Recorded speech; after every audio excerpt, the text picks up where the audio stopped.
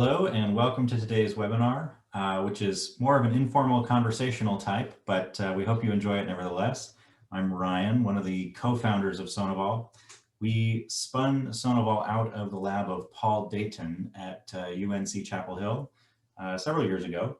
And since then, the company's been making benchtop tools for life science researchers and drug developers ever since. So the topic of today's conversation is about a new mode of imaging called SWE, or Shear Wave Elastography imaging. SWE, the general gist of SWE is that it lets you measure tissue stiffness, and that's what we're going to be talking about.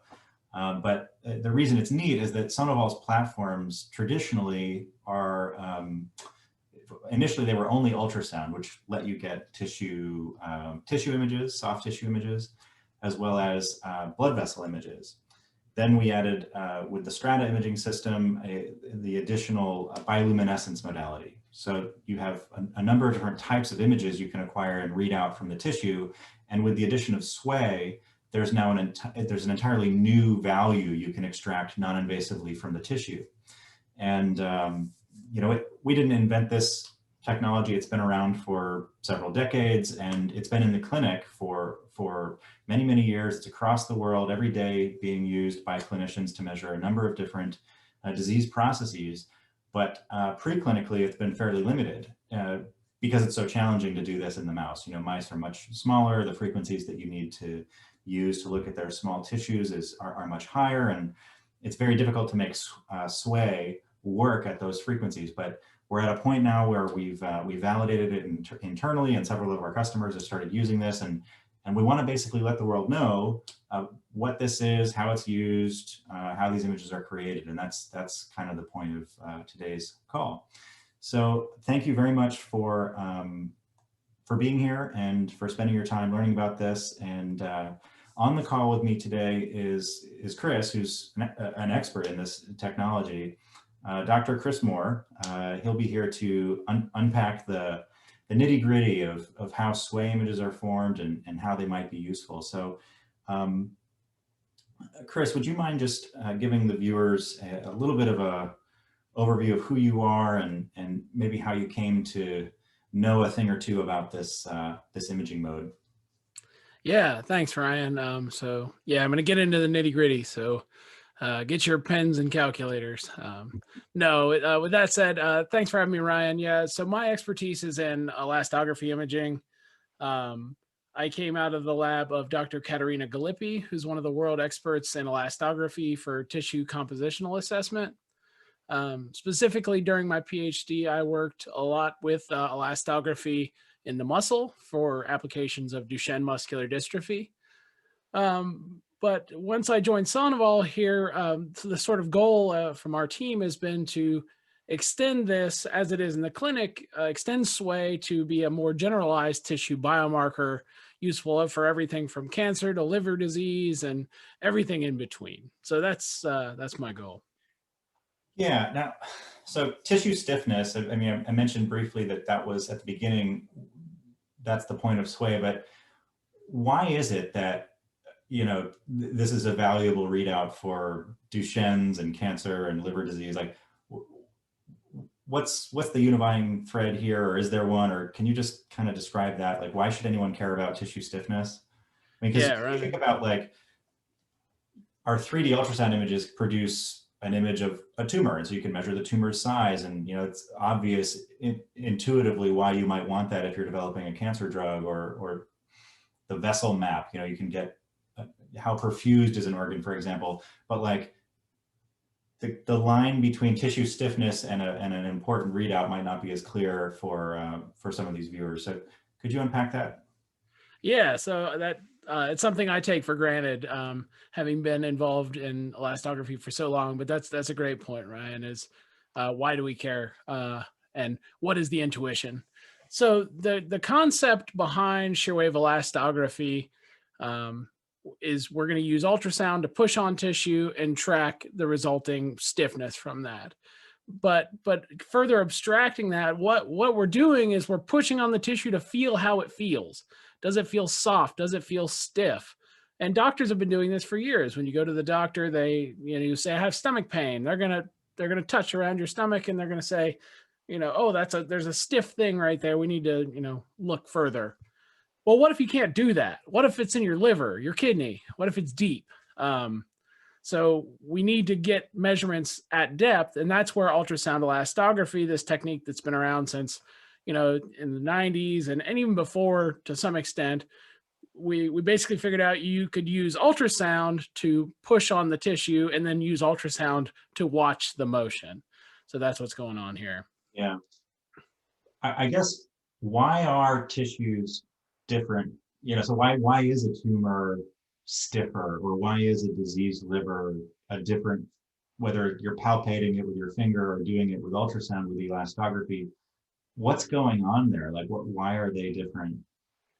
Yeah, so another great question, Ryan. So there's a lot of different reasons for that. And that's really why SWE is such a versatile tool. Going back to the example of poking around the belly, if the physician felt a hard spot and you had some tenderness there, we might suggest something like inflammation, right?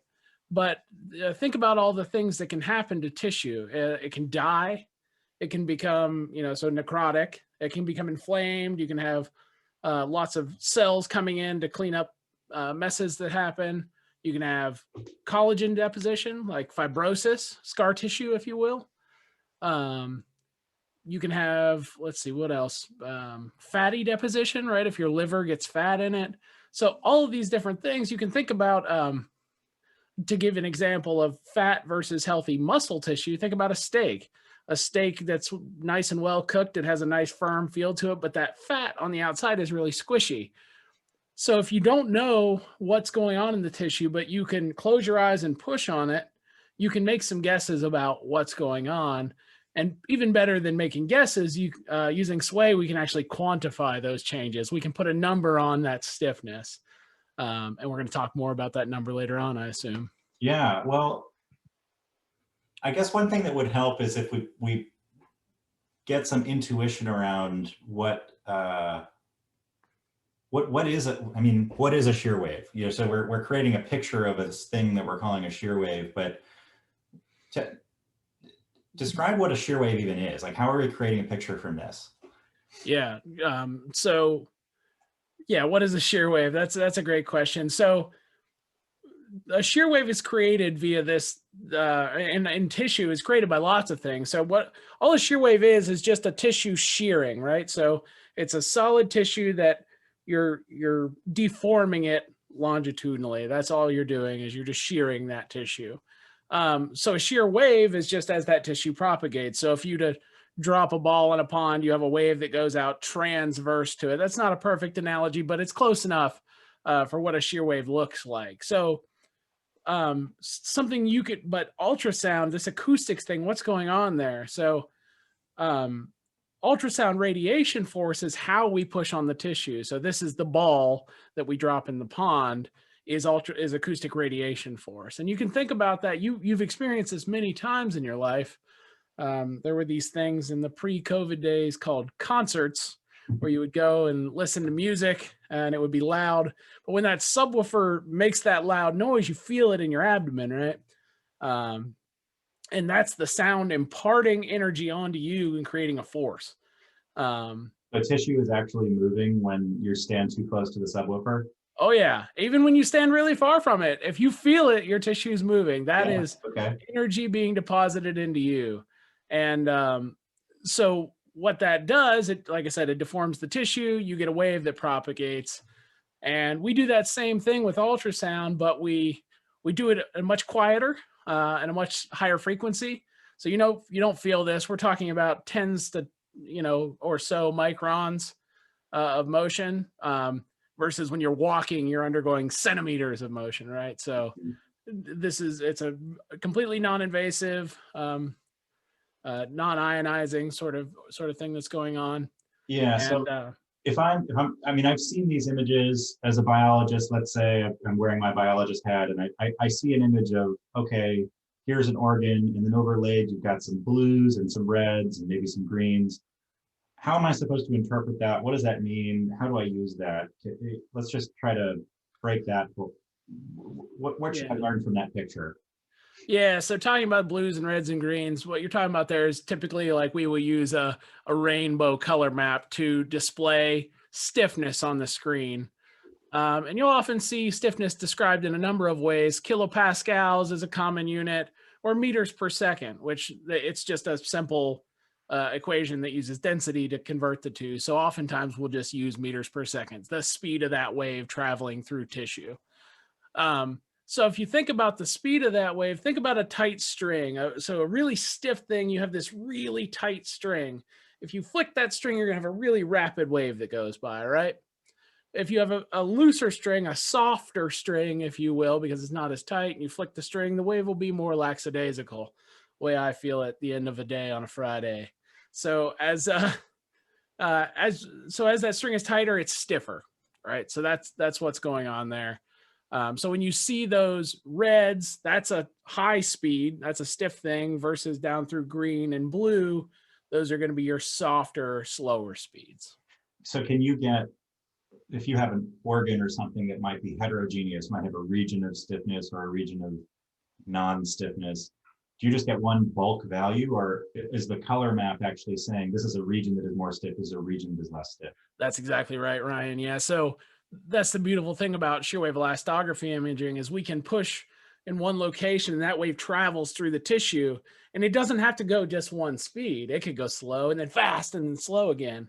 So if you went through a soft thing and then a stiff piece of fibrotic liver, for example, and then soft again, you could see that. And you could either outline the region where you care to measure or outline the region that looks interesting to you. So that's how you actually get a number out of this, not just a pretty picture, but you define some sort of region of interest and it averages the shear wave speeds or something in that area. That's right. Yeah, okay. That makes sense. Is if we think about applications, we've talked about different organs, tumors, and muscles and whatever so far. What are some applications that people, either our customers or otherwise, might be interested in using this new SWE mode for? Yeah, great point, Ryan. There is a ton of low-hanging fruit for researchers in the preclinical space. So like I said, my graduate work was in humans. All of my cohorts, everybody I knew in the field's work was in humans. Elastography sort of skipped the preclinical market because it was such a hard thing to do. Well, now that we've mastered it, there's a ton of low-hanging fruit. So anybody who's interested in looking at their animal models in a non-invasive way, keeping animals alive for whatever reason, be it cost, time, efficiency, whatever that is, or seeing things that have to be seen alive functionally. If you do a search on Google for mouse kidney shear wave, there's nothing there. There's nobody doing it. Thankfully, we've got some customers on board now, Mayo Clinic, looking at the kidney, some folks looking at the liver stiffness at University of Pennsylvania, a number of pharma customers who we can't really talk about because of their confidential applications, but yeah, so there's a number of people now getting on board, but there's so much left to do. Musculoskeletal is basically uninvestigated in this space, and there are models out there to do it. Tumor stiffness and cancer. Cancer is a huge application market that's completely untouched. So there's a lot we can do there. Yeah, so if I'm an academic, I hear, low-hanging publication fruit is always good. To be the first one to maybe show something. On the pharma side, I think one of the things that we've heard from our early adopters there is, these are readouts that in the clinic they might be using a clinical system to detect stiffness in an organ, and now that the fact that they can do that in the mouse is super compelling for them, as they develop these drugs to be able to use the same readouts. If you have drugs in the pipeline, going from mouse to human, if you will, is you're gonna have direct correlates now rather than playing the histology versus other readouts game. Yeah, that sounds good. So is there a general framework, like if I'm a researcher and I'm studying organ X, how do I know, can I use SWE? Is there a way you think about that? Yeah, so this is the fun part. There's very little holding you back from doing sway in most any organ in the body, as long as it's soft tissue. So even ones I haven't mentioned, if you're interested in it, just because I didn't mention it doesn't mean it can't be done. We need to spend some time to think about it. And myself and other members of our team who have expertise in this, that's our favorite thing to do, is sit around and talk about this. So but yeah, so there's really three key things that would prevent you from doing sway. Fluids, so shear waves only shear things that are shearable, and fluids are not shearable. So solids like soft tissue, things of this nature, you can shear. They can support a shear wave. Bones are too stiff. Okay, we can't.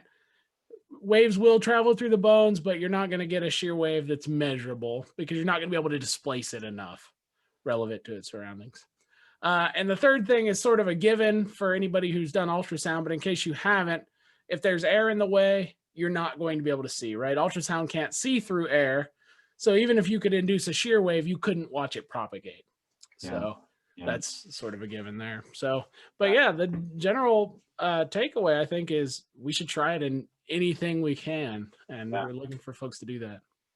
Yeah, well, that's great. And I'm really excited to see how people are going to use this mode, and I'm grateful that you spent some time sharing your expertise here, Chris. You know, in terms of next steps for viewers, if you already have a Vega or you're renting a Vega or a Strata system, this is a software update. This is not a hardware That's right. change. Yeah, no new hardware needed for the customers. Yeah, so just call us and we'll set this up for you. You know, maybe something about what we said intrigued you, or as a viewer you have additional questions, in which case, you know, absolutely reach out to us. You know, there's a lot of channels for that on our website, or info@sonovol.com. You know, the team, our world, actually, Chris spent, you know, over 5 years in grad school studying just this, and you know, another guy on the team as well, Tomek, again. So you have over a decade of combined experience with elastography, and we're releasing this mode. Don't worry if you don't understand it or you need help setting up a study. We can definitely support you and want to do that to get you off the ground and running with this mode. So anyway, don't be shy.